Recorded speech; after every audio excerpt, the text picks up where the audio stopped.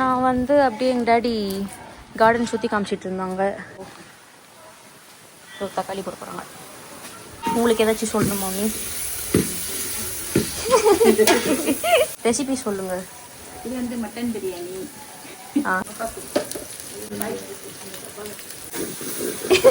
எங்க டாடி கிட்ட chilli powder கேட்டா இட்லி சில்லி பவுடர் இட்லி பொடி எடுத்துட்டு வந்து கொடுக்குறாங்க.